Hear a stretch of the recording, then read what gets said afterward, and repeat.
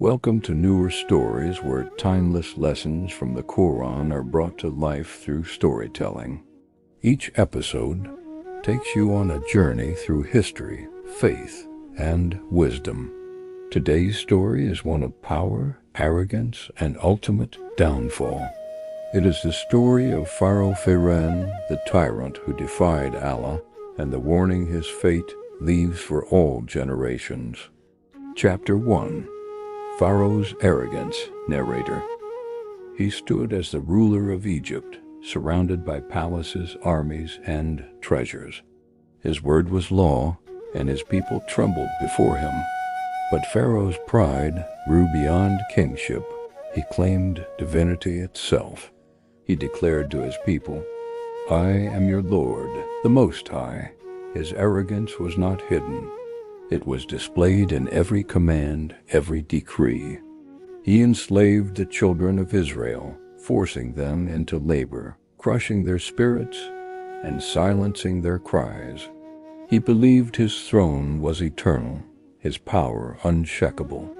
Yet, beneath the shadow of his empire, a message was rising. Allah had chosen Moses, peace be upon him, to confront Pharaoh's tyranny. With signs and miracles, Moses stood before the king, calling him to humility, to truth, to worship of the one God. But Pharaoh's heart hardened. He mocked the message, dismissed the signs, and rallied his court against Moses. His arrogance blinded him to the warnings, and his tyranny deepened. Pharaoh believed that no force could challenge him, not man, not prophet, not even God.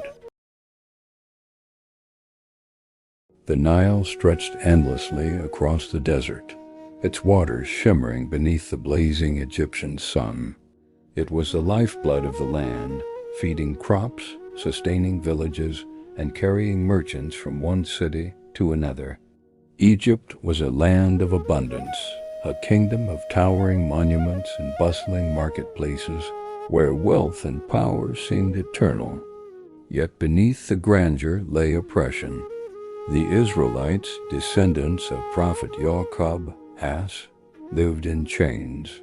They were slaves, forced into backbreaking labor, constructing palaces and monuments for the Pharaoh. Their cries rose to the heavens, and Allah heard them. Fir'awn, the ruler of Egypt, was intoxicated by power. He sat upon a throne gilded with gold, surrounded by courtiers who bowed to his every word. His arrogance knew no bounds. He declared himself divine, demanding worship from his subjects. In his heart, he believed no force could challenge him, neither man nor God. The Pharaoh's palace was a fortress of opulence. Marble floors reflected torchlight, and towering columns bore inscriptions glorifying his reign.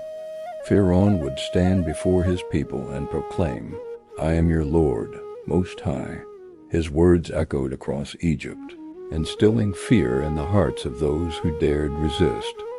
He ruled not only with authority, but with cruelty. The Israelites were treated as expendable tools, their lives crushed under the weight of his tyranny. Families were torn apart, children born into bondage, and hope seemed a distant dream.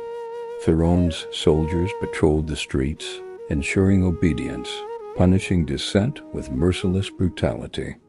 Day after day, the Israelites bent their backs under the scorching sun, hauling stones, mixing mud, and raising monuments that glorified the Pharaoh's name. Their sweat and blood became the mortar of Egypt's grandeur. Yet Fir'awn saw them not as human beings, but as instruments of his ambition. One night, Fir'awn's advisors whispered of a prophecy.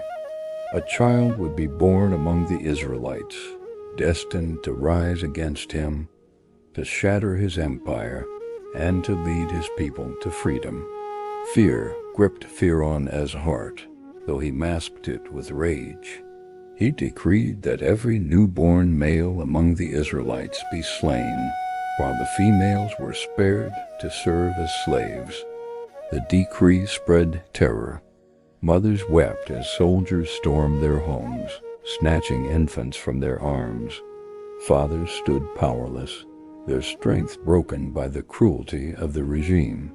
The cries of the innocent echoed through the streets, mingling with the silence of despair.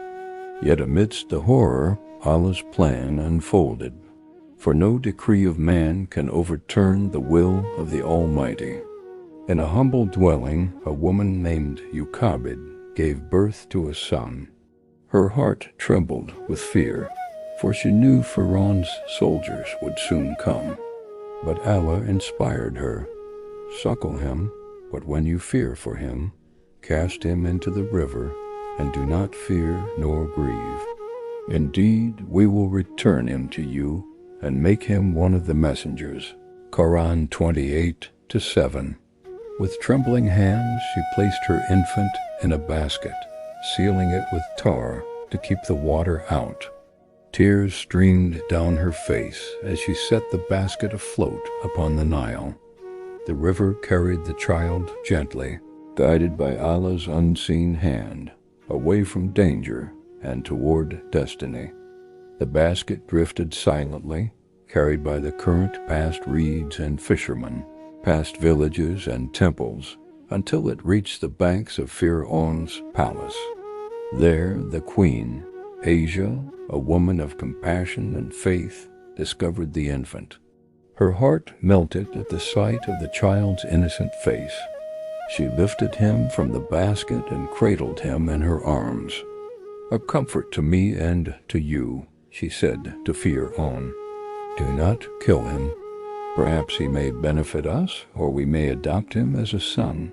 Quran 28-9. Fir'aun, though suspicious, relented. The child was spared, raised within the palace walls, nurtured by Asia's love. Musa, as grew amidst luxury, yet his heart remained pure.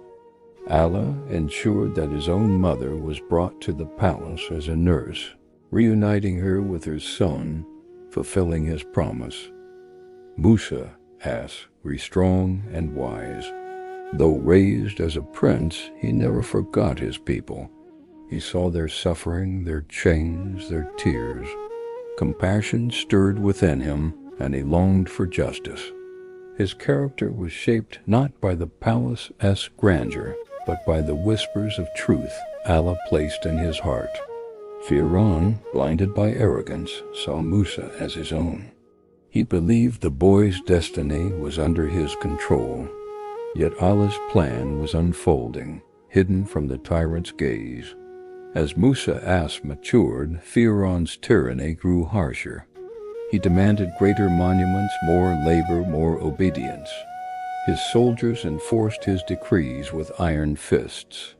The Israelites groaned under the weight of oppression, their prayers rising like smoke to the heavens.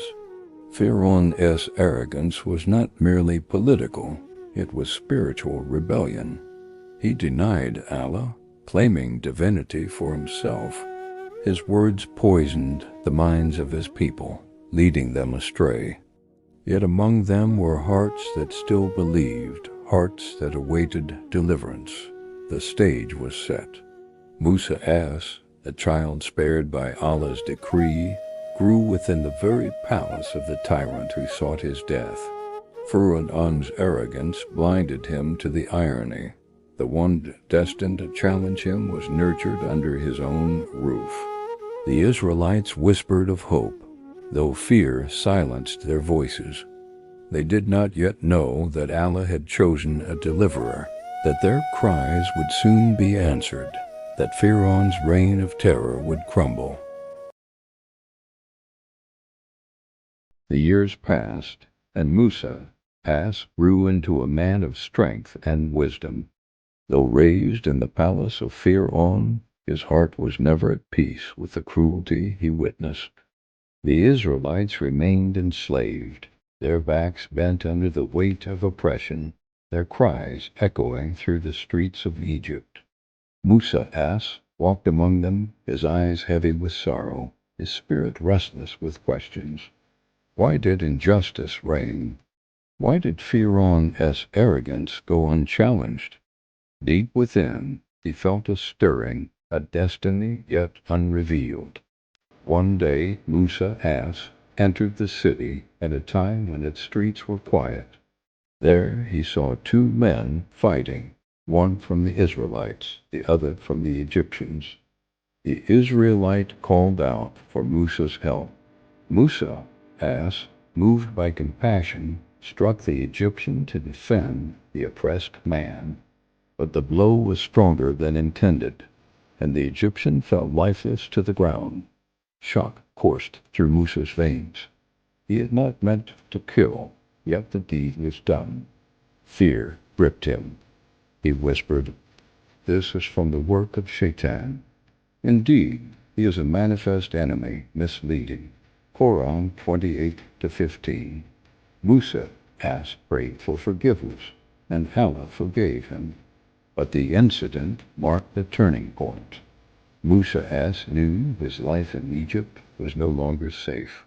The next day, Musa walked the streets, his heart heavy.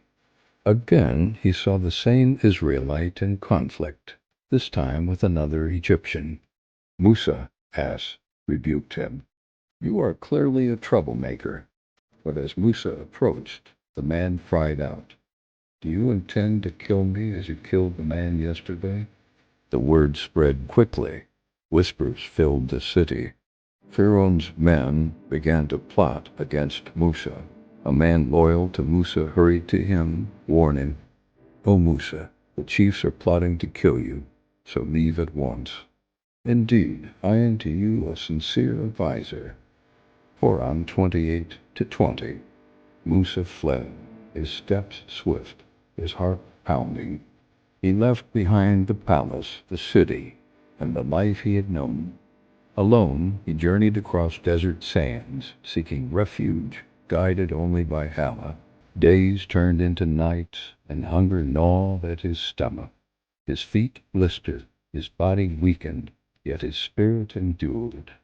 He prayed as he walked, trusting Allah to guide him. Finally, he reached the land of Midian, where his destiny awaited. At the outskirts of Midian, Musa came upon a well.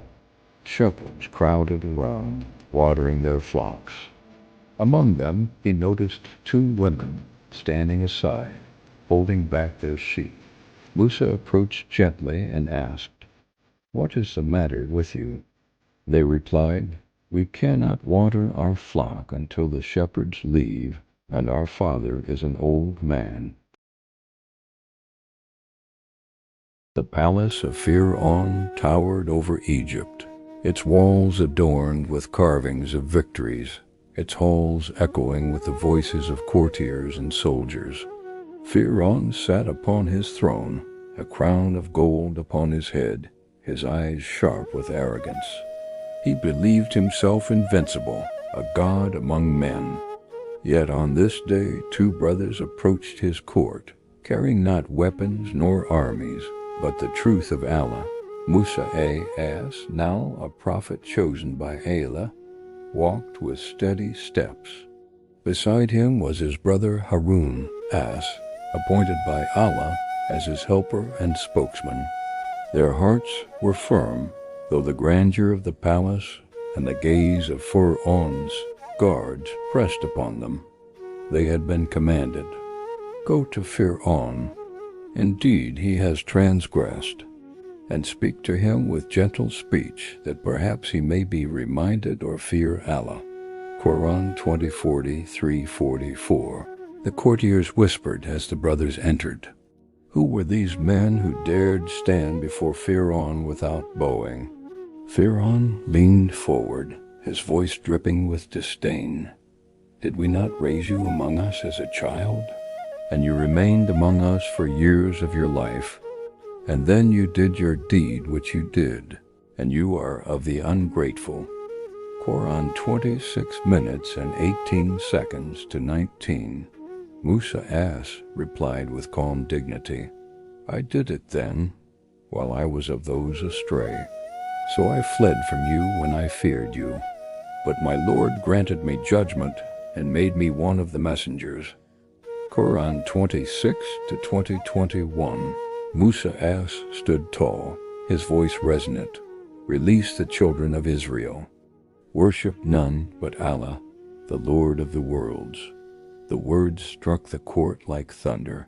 Fir'aun's face twisted with rage. He scoffed, "And what is the Lord of the worlds?" Quran 26 to 23. Musa ass answered, "The Lord of the heavens and the earth and whatever is between them, if you should be convinced." Quran 26 to 24. Fir'aun turned to his people, mocking, "Do you not hear?"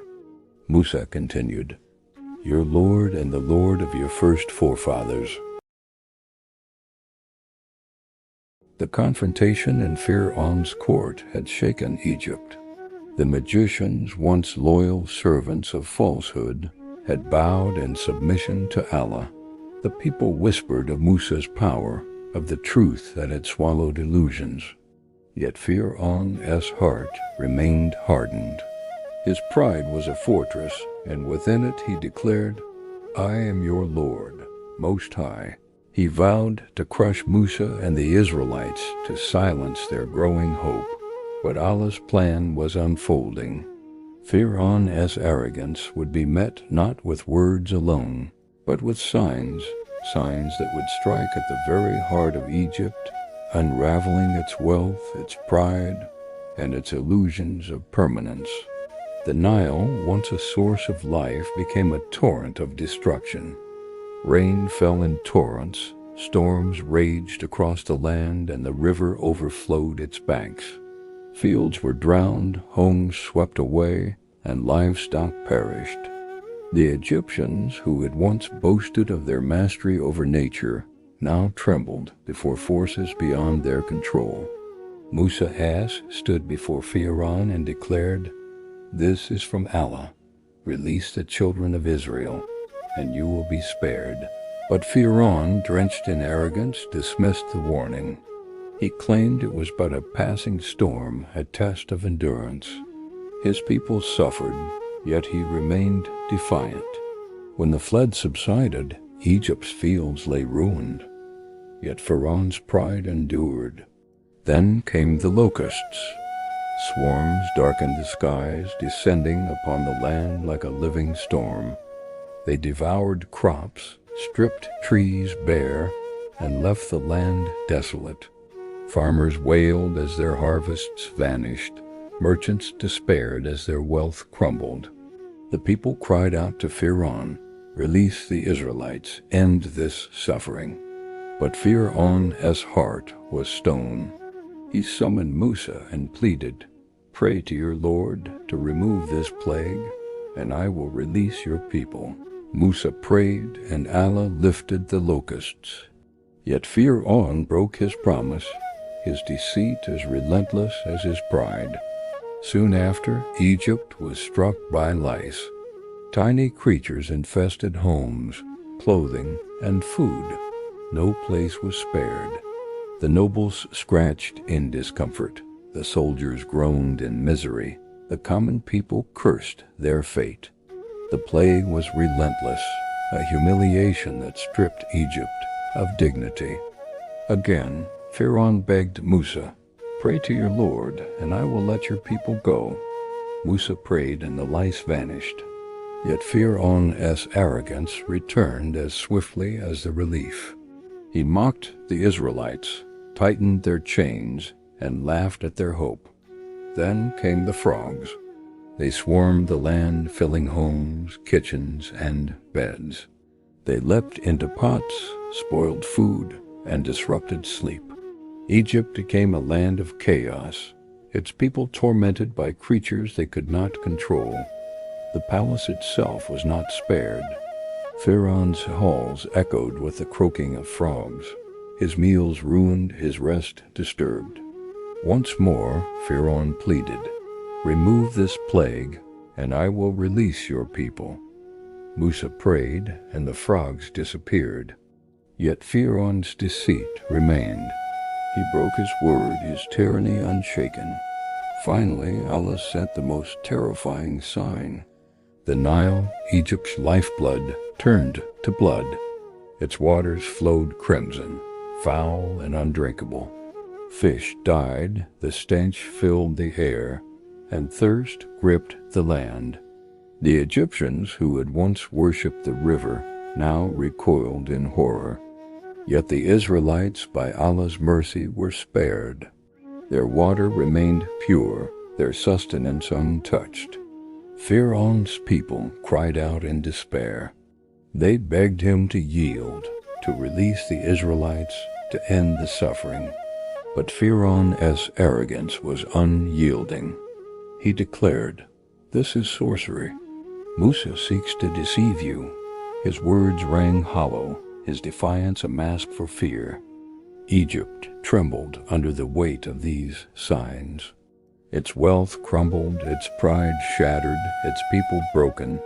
Yet Fir'aun clung to his throne, his arrogance blinding him to the truth. He saw the signs not as warnings, but as challenges to his authority. He vowed to crush Musa, to annihilate the Israelites, to prove his divinity. The people whispered in fear. Some began to believe in Musa's message, their hearts stirred by the signs. Others clung to Fir'aun, too afraid to defy him. The land was divided, its future uncertain.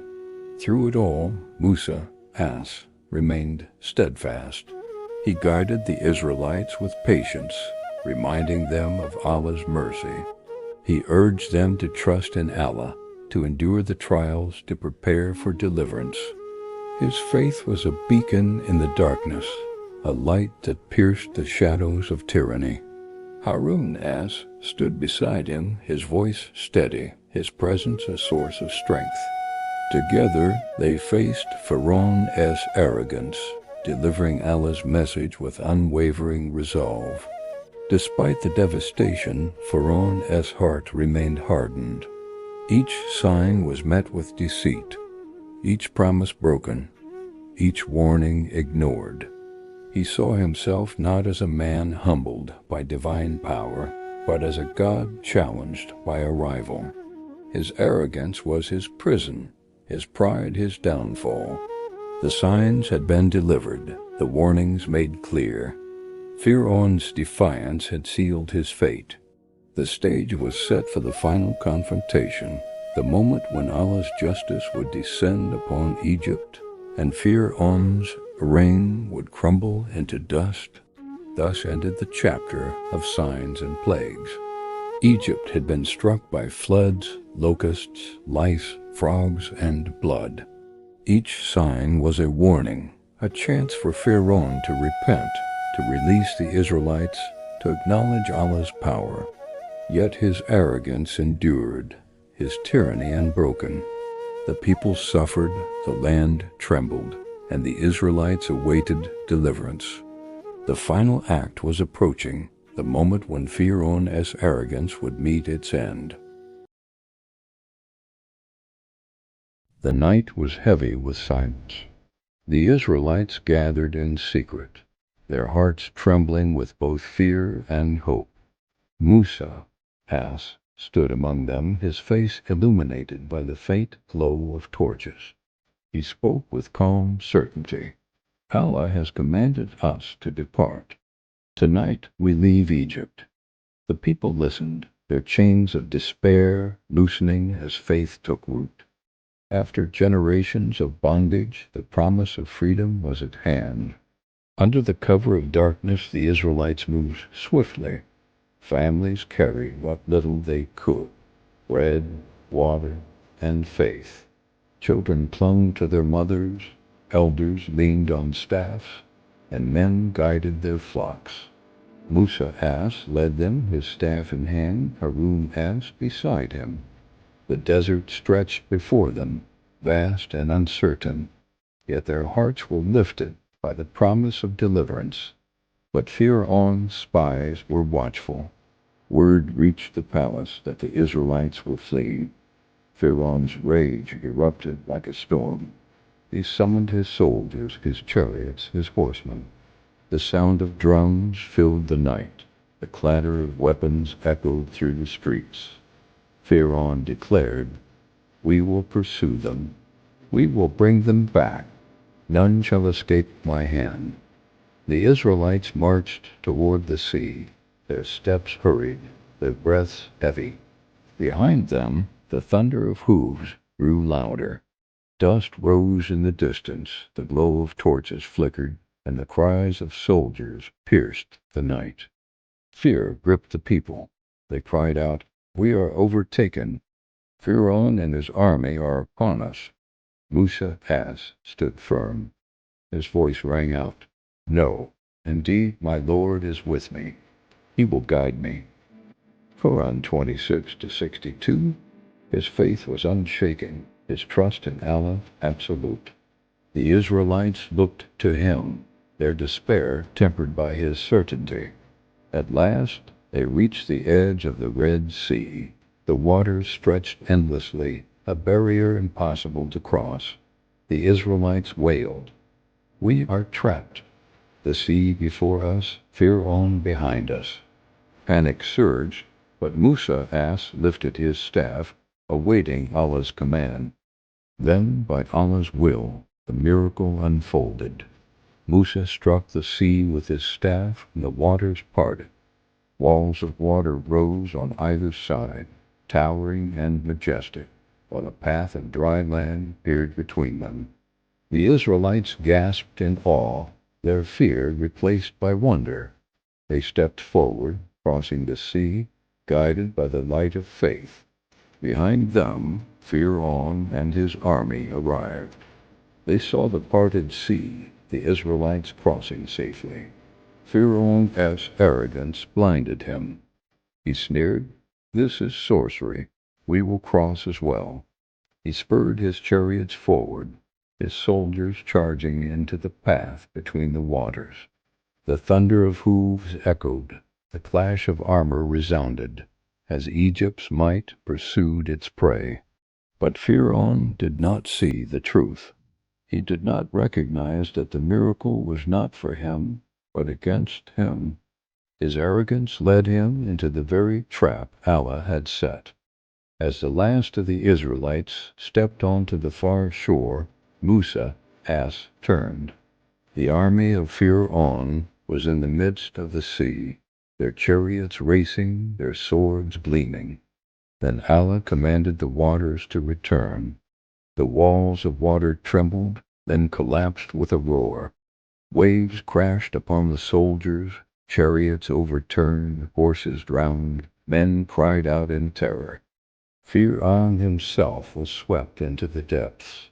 As the waters engulfed him, realization struck. He cried out, "I believe that there is no God except the one in whom the children of Israel believe, and I am of the Muslims." Quran 10-90. But it was too late. Allah replied, "Now? And you had disobeyed before and were of the corrupters?" Quran 10-91. Fir'aun's repentance was rejected. His arrogance had sealed his fate. He drowned, his body swallowed by the sea. His reign ended in ruin. Yet Allah decreed that Fir'aun's body be preserved, a sign for generations to come.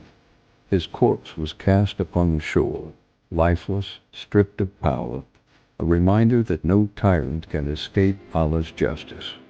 The Israelites saw him, their oppressor defeated, their chains broken. They wept with relief, their cries of despair transformed into songs of freedom. The Israelites stood upon the far shore, gazing at the sea that had swallowed their enemy. Musa raised his hands in gratitude, his voice lifted in praise. All praise is due to Allah, Lord of the worlds. The people echoed his words, their hearts overflowing with faith. They have witnessed the power of Allah, the downfall of tyranny, the triumph of truth. Thus ended the reign of Fir'aun. His arrogance had led him to destruction, his pride drowned in the sea. Musa led the Israelites forward, guided by Allah's mercy. toward the promised land. Their journey was not yet complete, their trials not yet over, but their deliverance was sealed. They had seen with their own eyes the justice of Allah, the destruction of a tyrant, the fulfillment of prophecy. The story of Fir'aun's destruction is not merely history, it is a lesson.